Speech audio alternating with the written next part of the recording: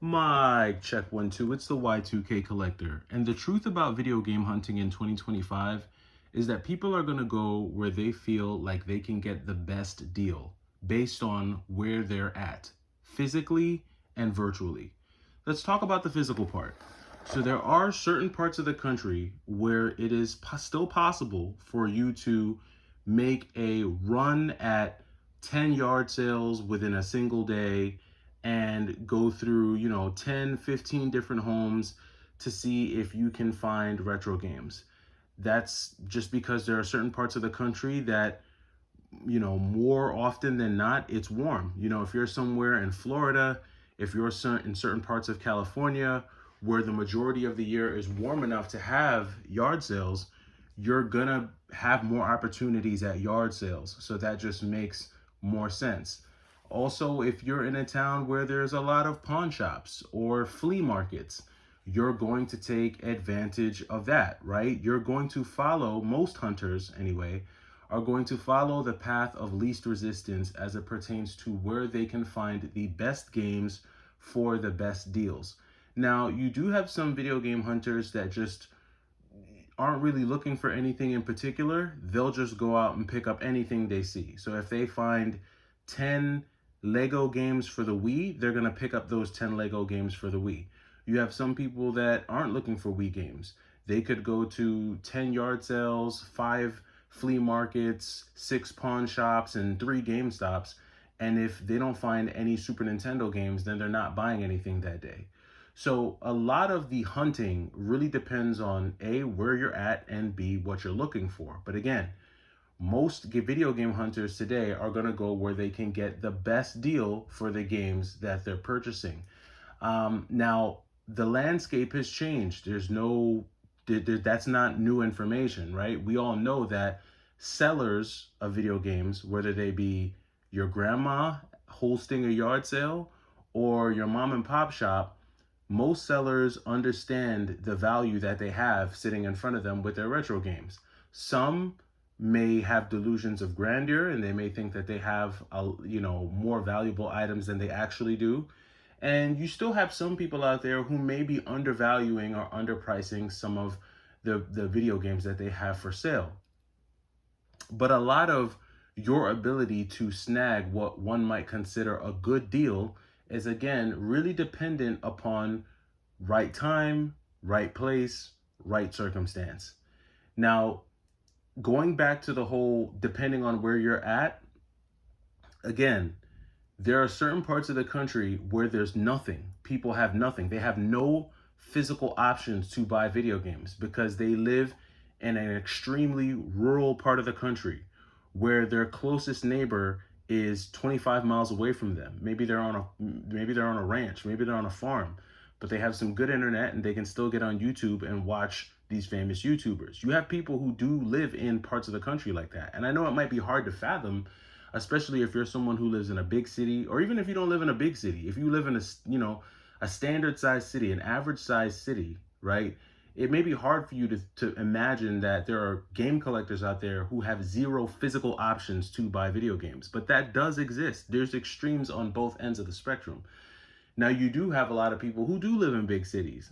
And, while yes, it may be easier for you to acquire retro games in bigger cities, you're also dealing with a lot more competition, which means the prices are going to go up and it's just going to be a lot harder for you to get what you would consider good deals. Now, I got a comment on my channel not too long ago from somebody who I guess had a problem with me talking about GameStop.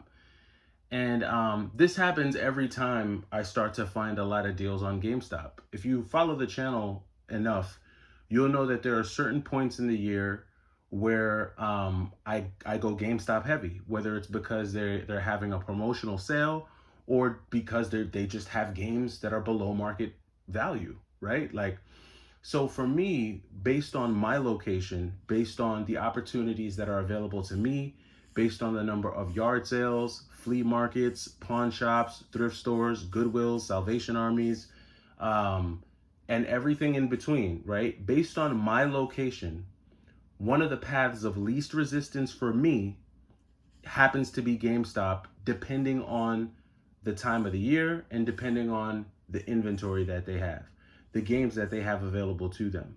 There are points in the year where GameStop doesn't benefit me, and I'm better off working with maybe my local resellers.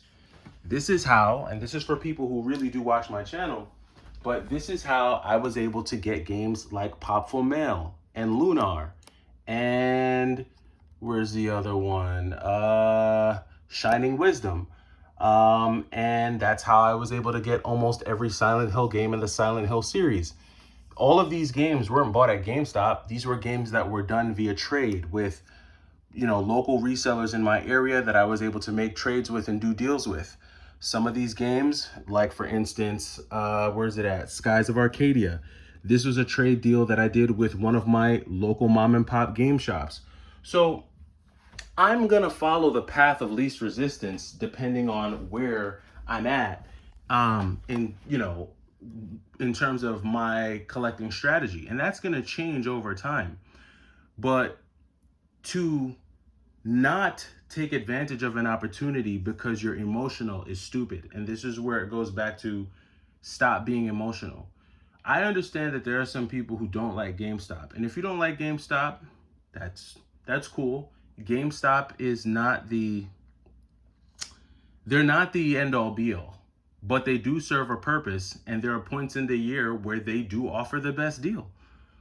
They offer the best path for acquiring certain games. And right now, here today, when they're putting all kinds of games on their website for anywhere from 15% off market value all the way down to 66% off in certain cases for market value, when you're seeing games like Clock Tower 2 for 150 or 160 bucks, when you're seeing Persona for, which is like a $400 game for 150 bucks, when you're seeing $400 and $500 games sell for 150 or 160 bucks, that's a deal.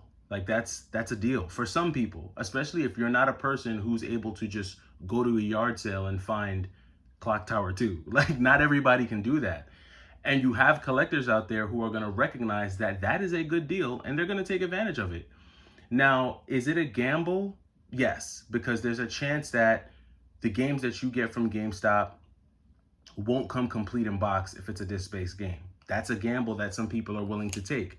So far, I'm 50-50. I've ordered 4 GameCube games from GameStop's website, and I'm 50-50 with my gamble. Kirby's Air Ride came disc only. Sonic Adventure 2 Battle came in this little janky case with no cover art, no manual. But Shadow the Hedgehog did come with the case, the cover art, and the manual. So am I gonna get mad at, am I gonna completely hate GameStop? No, because I know there's a possibility that I will get a complete in-box game from them, like Shadow the Hedgehog.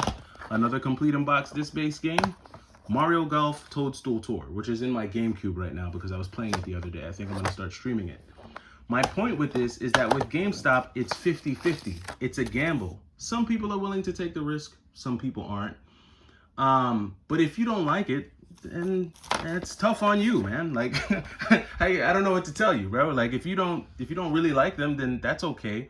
There are plenty of people on my channel who don't like GameStop, but you can't get mad at someone who's getting good deals from GameStop. Like that doesn't make sense. And if you feel like my channel, if you feel like I talk about GameStop too much or me talking about GameStop offends you, then don't watch. Then don't watch, man.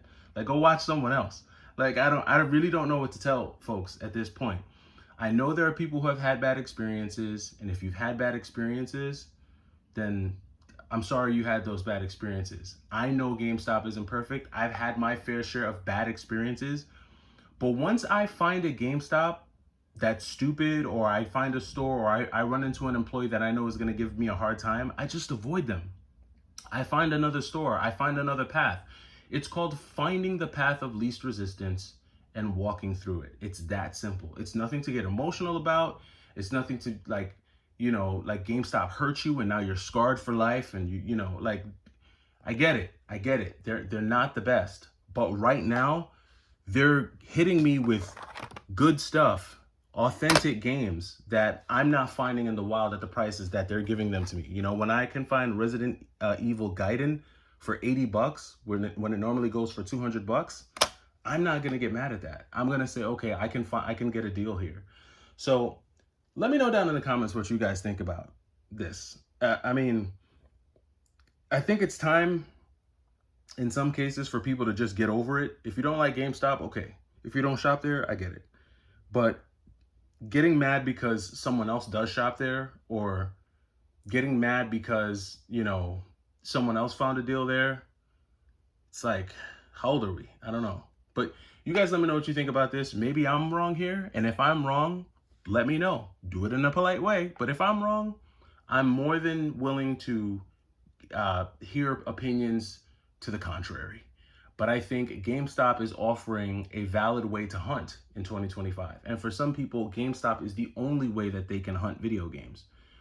And I'm just bringing it home with the whole game hunting thing. I'm bringing up GameStop because when it comes to hunting, video game hunting in 2025, this is the only path that some people have. And if it's not the only path, it's the easiest path.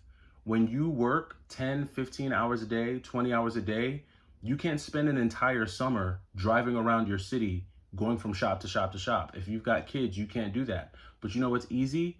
When you're rocking your kid to sleep and you can go on the GameStop app and find Mega Man Legends 2, that the ease of purchase is priceless. And I guess the saying is true. Those who don't have money spend time. Those who don't have time spend money. I guess the saying is true. But I'm interested to hear your thoughts. You guys let me know down in the comments. I'll catch you in the next video. It's the Y2K Collector. Take it easy.